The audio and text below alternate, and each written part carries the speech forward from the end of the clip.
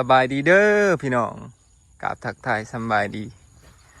พ่อแม่พี่น้อง FC สุขุสุขคนยินดีต้อนรับเข้าสู่ช่องบาวไนคือเก่าเนาะมาเปิดคลิปบรรยากาศยามแลงข่าวว่าเขาเริ่มถอกเลยพี่น้องเลยนี่จะว่าสิได้เกี่ยวใส่บ่จักเนาะ เกี่ยวอยู่มัน แต่มันก็สิบ่งามเนาะ บ่งามซื่อ เริ่มเป็นมิดเด้พี่น้องนี่ตึงเซยเลยนี่อันตัวใดมันถอกแต่ว่าส่วนใดมันก็มันก็น่านถอกเนาะแต่พี่น้องนี่ฮะกำลังสิขึ้นมา กำลังคิดมีแต่มันทำบ่งามซื่อ มันบ่งามเนาะ พอคิด แต่ตัวไหนมันเหลืองเนี่ยมันถอกว่ะบ่เลยไปเบิ่งท่านดิ ยานทอง เดี๋ยวเราพาพี่น้องไปเบิ่งเขาก่อนเนาะพี่น้องเอ้ย หรือว่ามันมีหยาปนบ่มันได้เดือนหยา มันคือเหลืองเนี่ยเนาะไปเบิ่งก่อนพี่น้องเขาเพราะท่านเนี่ยย่างมาเบิ่งจักเถื่อว่าคือสิบ่ได้เกี่ยวแหละพี่น้องเอ้ย แต่ว่าเบิ่งมันเดิมถอกมาใหม่ ตัด เด้ เกี่ยวเขาเนี่ยเนาะตัดเอาคืออยู่ มันจะเพื่องมันดิ ให้เราอ่ะมันจะเกี่ยว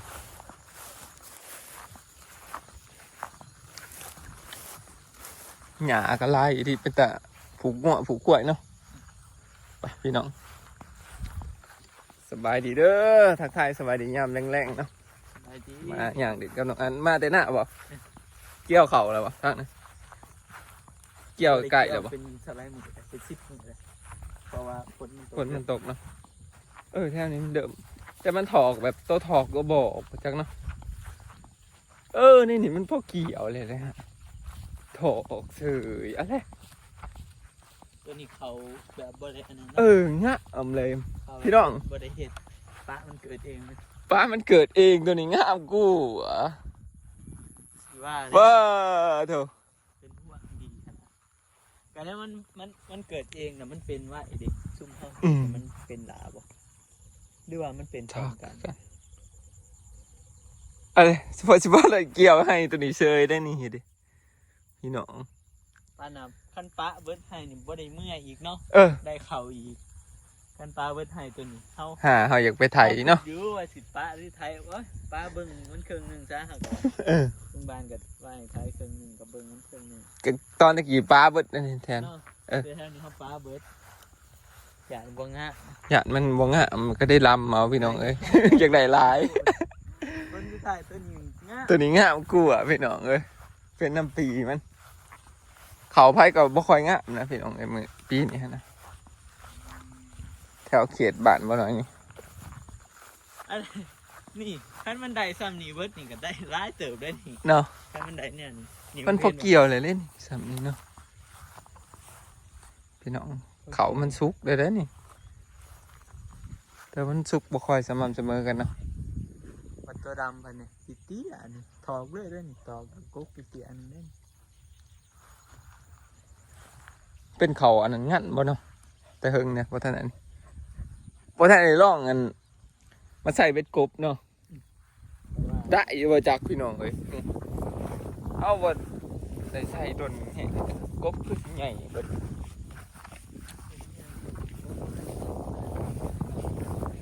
บ่ทันเข้าติเนาะ กุ๊กแค่หัวที่กัน ไปพี่น้องเดี๋ยวมื้อนี้ว่าสิไปเปิดคลองก่อนเนาะคลองฝากจากฝั่งไทยเนาะเดี๋ยวกลับบ่น้อยสั่งเครื่องมาแต่ไทยเนี่ยมาเบิ่งกันว่ามีหยังเนี่ย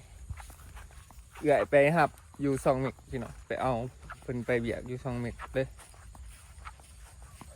ฝากเพิ่นถือมาเด้อเนาะ ที่น่าจะ2 เมตรกุ๊ก นักเติบเด้เก่าโลของไงแค่นี้แต่เราอันใส่อันนั้นข้างหล่างแล้วก็เอาเสือกมัดไว้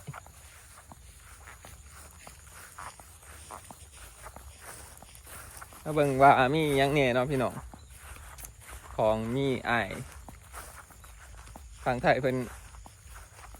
สื่อให้นำเนี่ยโมโหว่ามีหยังเนี่ยเนาะก็สิได้มาเปิดดุดนำกันเด้อพี่น้องกับเครื่องที่บ่ได้สั่งนะนี่แค่นี้แห้งบ่เป็นตามัก มากระทันเป็นเบิดเบิดเลยเนาะเป็นเลยนะก็เลยเอามากินเบิ่งพี่น้องมาดุนเปิดคลองนำกันเด้อช่วงนี้ก็ยังบ่ได้ไปใส่มาใส่ดอกพี่น้องอยู่บ้านมื้อนี้ก็ครึมๆแต่ว่าฝนบ่ตกนะ เอาถ่ายให้เนี่ยดูเปิดคลองก่อน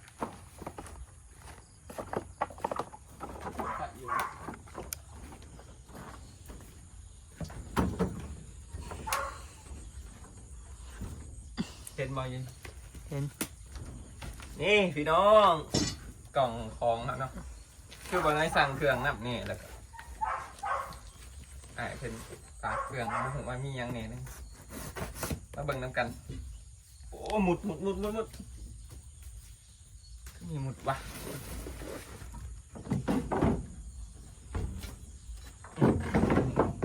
หมุดคัดมาจะใส่คือดึกคือดี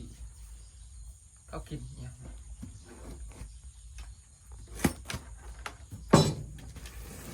อะไรวะ มาจากกล่องหิบจักบ่แม่น มุดในกล่องมีบ่เจ้า คืออยู่แล้วนะ ไม่เอา มัน วะ ได้เจาะอีหยังคันว่าในกล่อง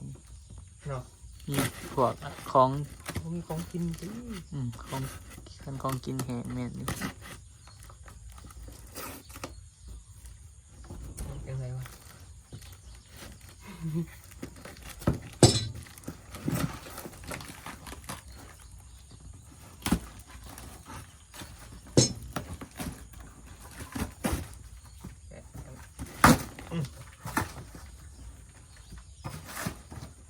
แทนมาเบิ่งกันมียังเนี่ยพี่น้องดึบ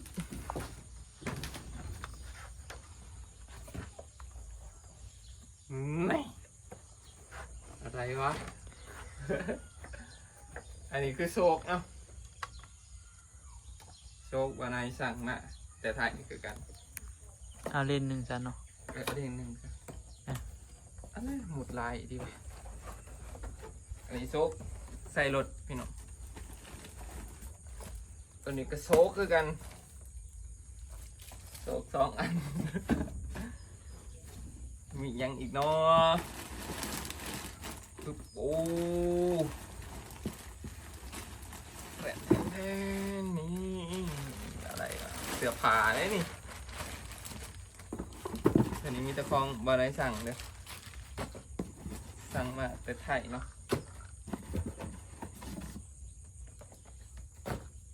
ขีดแล้วก็ยาตัวนี้ของโอ้พี่บอมฝากมาให้เป็นเสื้อผ้าส่งเนาะกางเกงโอ้พี่น้องแต่กางเกงนุ่งอีกแล้วนี่2 ตัวเราบอกเอาสีดำเนาะแล้วคือสิว่าเห็นถ้าใส่แต่สีดำไร เอาสีอื่นมาให้นี่พี่น้องโอ้ลองใส่เบิ่งก่อนขอบคุณในหลายๆเด้อ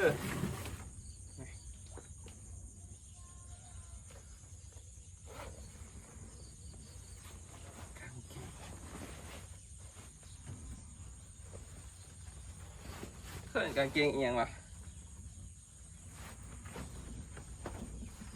พอดีเนาะ พอดีเลย พอดีเลยวะ นะพอดีเลย ขาวสีขาวบ่เคยสีอย่างไร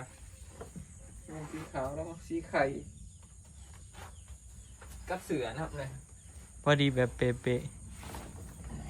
คนอื่นซื้อของหายมักสิแบบพอดีเนาะ บอกเราดิ บอกแล้ววะ บอกว่า28 29นะ ก็หันแต่บางที ท่าน ห้า คำ ซื้ อะไร อ บ เอ อก งยังพอดี ใส่แห้งบ่ถือคนเลยนี่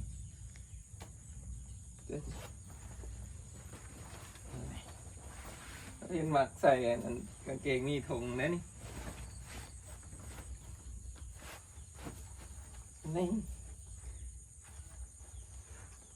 นี่ คือได้น้อย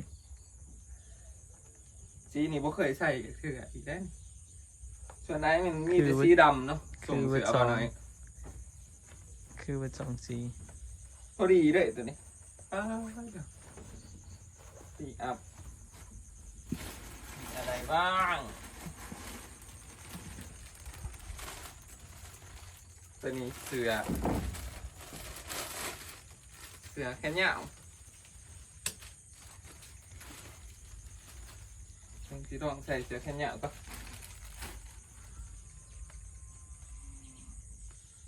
เปิดยังนี่เปิดเอลป่ะก็ยังมีหน่อยวะมีหน่อยดูพอดีวะ พอดี พอดีอยู่ป่ะ บอกเราเปิดเอลได้นี่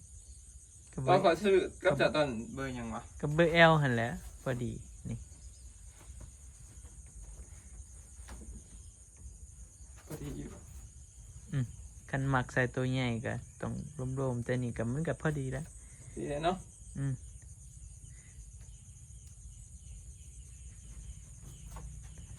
คืออยู่วะ คืออยู่ โอ้ยังมีอีกเสือ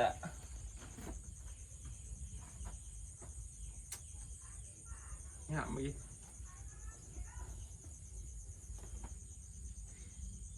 นี่พอดีเสือโอเวอร์ไซส์ โอเวอร์ไซส์ว่าตัวนี้ โอเวอร์ไซส์แบบโมเมนคันโอเวอร์ไซส์ขอบมันเสียนะ อาจจะไม่เห็นนั่นแหละโอเวอร์ไซส์ เออ หยาบดีเสือตัวนี้สองตัวสีดำนี่มักขนาดเลยพี่น้อง สีดำมาช้องอีกแล้ว นี่เลยเสือใส่อีกแล้วพี่น้องเลยงาม เสือแค่ยากกับสีดำอีกเนาะ บอกแล้ว โอ้ คันว่าให้ซื้อเอาสีดำมันจังใส่บ่เบื่อนะนี่บ่ได้เบิ่งในแบรนด์เนาะได้พี่น้องเอ้ยยังไงกันขอบคุณพี่อยู่ไทยเนาะพี่บอมพี่ชายคือเก่าสั่งเครื่องก็ให้เพิ่นฝากมาให้จังนั้นสั่งในจังฝากมาที่เดียวเลยมันจังบ่เสียค่าฝากไปตัวนี้เสือก่อยสั่งเอา ตัวนี้จะสร้างวะ เออ เบิ่งมา เบิ่งว่าเสือสั่งเอามันจะเป็นเงิน100 กว่าบาท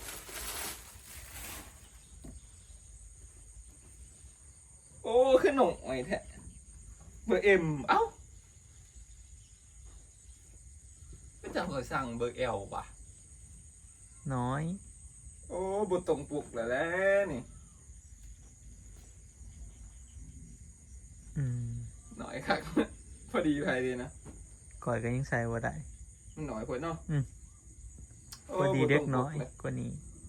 ยังสั่งเบอร์เอลไม่ได้เบอร์เอ็มบาทต้องใส่เสืออันนี้ก็ ใส่กับสุก นี่ตัวนี้นี่ลองใส่ตัวนี้ก่อน ตัวนี้วะ ตัวนี้งาม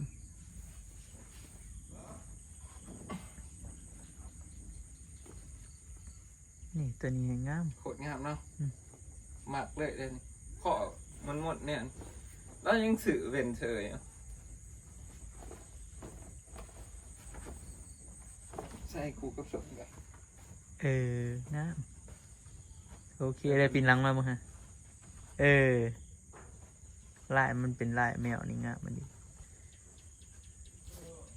ใส่ไม่เอาเนาะขอบคุณในหลายๆเด้อไอ้ทางคุณให้กรุงเทพพุ่นละนี่ตัวนี้เครื่องที่บ้านน้อยสั่งมานะตัวนี้ขีมสั่งมาแต่ไทยคือกัน แฟนฝากแกงสีกับจะมาอยู่บริเซียคาอันนี้เนาะของอันเล็กๆน้อย ขาสวมกันได้ อืม ตัวนี้คือเครื่องรถคือกันได้แล้วเสืองามๆส่งงามๆโอ้พอดีแหละได้ใส่ ๆหนาวพอดีเนาะ ใส่ได้เสือข้างหน้า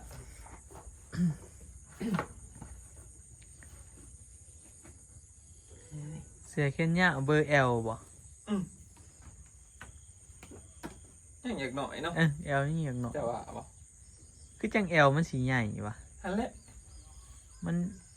มันตก XL บ่เสือแขนยาวเขาบ่เคยซื้อเสือแขนยาวนะก็เลยบ่ฮู้ว่าคิดว่าเบอร์ L มันพอดี แต่ว่ามันก็พอดีกับโตอยู่ เสื้อแขนยาวข่อยสีแดงข่อยยังซื้อผิดแต่ตัวน้อยโพด ตัวน้อยโพดบ่ ตัวแดงตัวข่อยใส่นี่แต่เฮิงแล้ว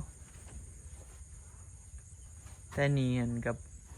คันเฮามักแบบพอดีโตหันพอดีเลยคันเฮามักใส่รวมๆบ่พอก็บ่ปานใด แต่ละเทื่อก็มักใส่รวมๆมันแหละแต่ก็ พอ บ่ทันได้ไปเยี่ยงเบิ่ง พอดีแหละนิดหน่อย พอดี จังสี่แล้วมันหัดอันนี้มันก็งาม ใส่หมวกพอดีเลยเนาะ พอดีมีเสื้อแขนยาวใส่พ บ่ อ ค่ย ดี มีจักโตเลย บางอย่างนี่เสือมันยาวออกมาเลยคือมันน้อยพอเอาเบิ่งดีๆนี่พอดีงามเลย พอดีเป๊ะใส่จังสีแหละงามเสือ เด้พี่น้องเอ้ยไปใส่ของฝากแล้วก็เครื่องทางหน้าเนาะอะไรครับขอบคุณอ้ายทางไทยเพิ่นแหละ ที่เป็นฝากมาให้สื่อมีแต่โตงามๆเบิดเนาะพอดีเข้ากับโตเลย แพงอีกแล้ว บ่ได้ใส่ เสืออันนี้อีกเสือเนาะ อืม ราคาตัวละเป็นพัน 100พัน 1,100 190 1,200รู้ว่าบ่ได้ใส่เคยใส่เสือแพงเนี่ยเสือแล้วใส่แต่เสือเอานิ้วบะหน่อยแหละไปพี่น้องเดี๋ยวสิไปเบิ่งเดี๋ยวเพิ่นซื้ออิหยังมาแน่เนาะก็สิเฮ็ดแนวกินแลงวันนี้ก็มาถ่ายเปิดคลองให้เบิ่งก็ได้เสืองามๆให้เบิ่งเนาะไปพอ